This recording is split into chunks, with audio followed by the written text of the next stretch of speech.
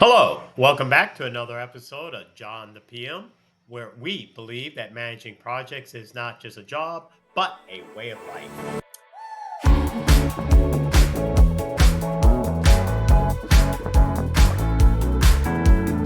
All right, so this series, questions from the classroom on those areas. The one question that did come up was how do organizations manage their project managers? In those cases. All right.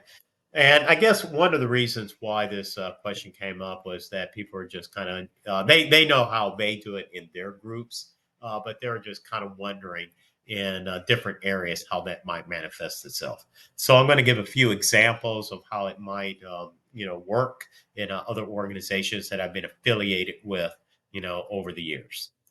All right, so let's give this a gander. The first model, they just call it a model, is let's just assume that this organization, Fortune 500 company, they do similar type projects all the time, in that regards. The on that side, either internal or external, it doesn't really matter. But what they do is that, or what they have is a cadre of project managers, and when that project comes up, they're more or less tapped and say, Jane Doe or John Doe, the PM, go and manage that project. Okay. So, in other words, all the PMs are centralized, perhaps in a PMO, project management office. And when a project matches their geography and skill sets and things of that nature, they're tapped to take charge of it. Sometimes you'll see this in organizations that have to do like national rollouts for stores or for their implementing new systems, across the country, on that side. So that's one model that could occur. Another model is where the project manager is associated with, say, a sales engineer and associated with installation or delivery team, and they kind of operate as one. In other words, they're just, they're seen together all the time, in those pieces, and they go out the client site as a complete unit, in that side. Another model that could exist is one where some organizations might use managing projects as skill set as a way to grow and train their future leaders. So if it's part of their development plan, meaning that individual's development plan, they may be given a project. And the beautiful thing about that project is it gives them a reason to visit other parts of the business and to learn about it. And then, if they're being, promoted or something, they're familiar with the areas. One, they could be familiar with the area just in general, just how the business operates.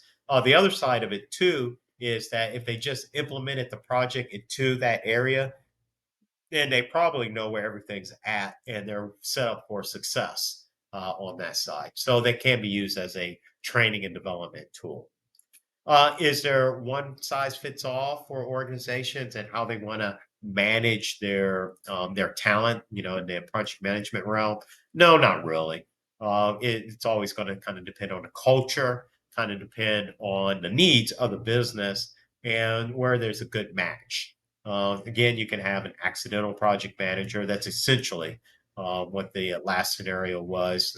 They use it as a training event. Essentially, on those pieces, or they can be full time, in a corral, and at the appropriate time, they're kind of like tapped, or they could be permanently assigned or something of that nature. At any rate, I hope that helps to kind of clarify on the different ways project managers can be deployed or staffed in a organization, in that regards. Again, there's multiple ways of doing it.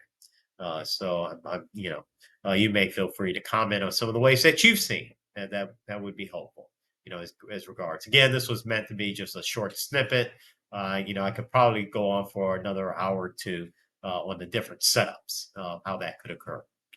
All right, that concludes another episode of John the PM. If you like this episode, please do like it and also subscribe. My staff would appreciate it. I would appreciate it, and it would be helpful so that if you help me, so that I can be of greater service to you. All right. Thank you and see you the next time.